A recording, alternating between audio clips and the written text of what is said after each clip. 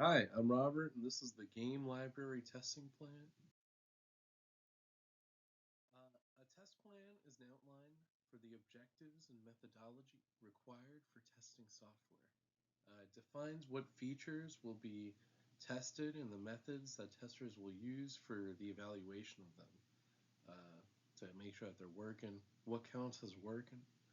By establishing clear guidelines and requirements up front, ensures the testing process is aligned with the project goals, and testing can be done quickly and with a more focused strategy.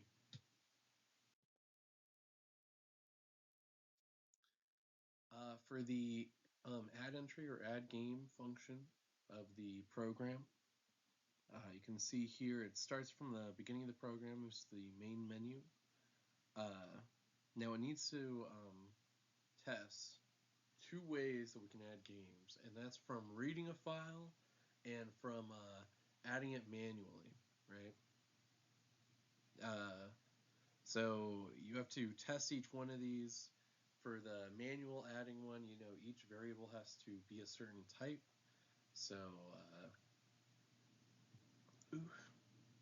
so for the price, for example, that cannot be text. That has to be a float. Um, and then for the file, if it is not a valid file, it'll go back. It'll hit you back to the main menu there.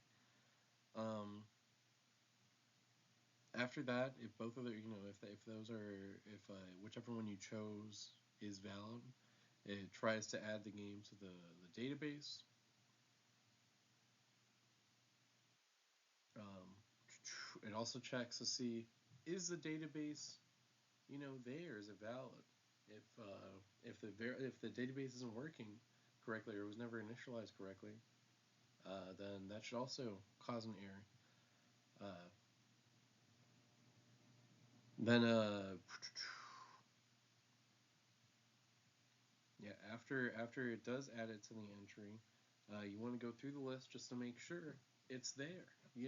Make sure that it's in the list, and if it is, good, send it back to the menu. If it's not, then you gotta tell the user, give them a message, telling them, and then go back to the main menu as well. Um, for the remove entry function, uh, you need to go through the search function. So that's going to be important to make sure that uh, the inputs that you put in for the search are valid. Um, the search, the item has to be in the list, uh, and then you can move on. Otherwise, you have to go back to the main menu because it didn't find anything. Right. Then you can go to the remove function. From there, it'll try to get it out of the list. Then you should go through, make sure that it's not in the list anymore, it's completely off, and then return the user back to the main menu. If it is still in the list, then you need to inform them that the removal was a failure. So for editing, it's similar to removing. You need to do a search, make sure that the search input is valid. If it is, make sure that game is in the game list.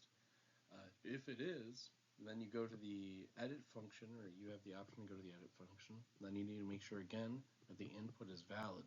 So, for example, price has to be float, right? Um, then you can try to edit the data in the game entity.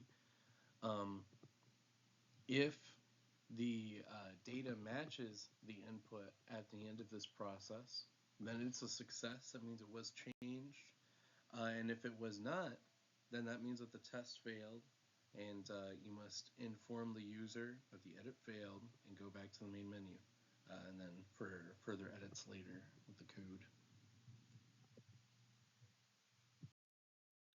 So for my unique feature of my program, it's adding a discount to the game. So it's very similar to the edit function. You need to go through it with the search, make sure the input's valid, make sure it's in the list.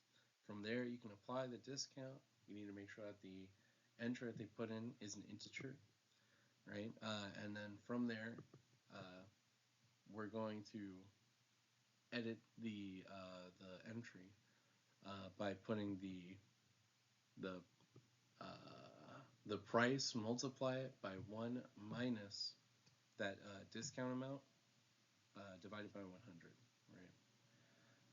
So it should be 1, for example, 30%. 1 minus 0.3, that should be 0.7. Multiply that by the price, and that should be the new price. Do the calculation, have it saved, and then double check, make sure that you can compare it to the data on the game entry. If it's accurate, then the test is a success. If it's not, then the test failed. You gotta give the an error saying that there was a discount error and send it back to the main menu. That's the end of my presentation. Thank you very much.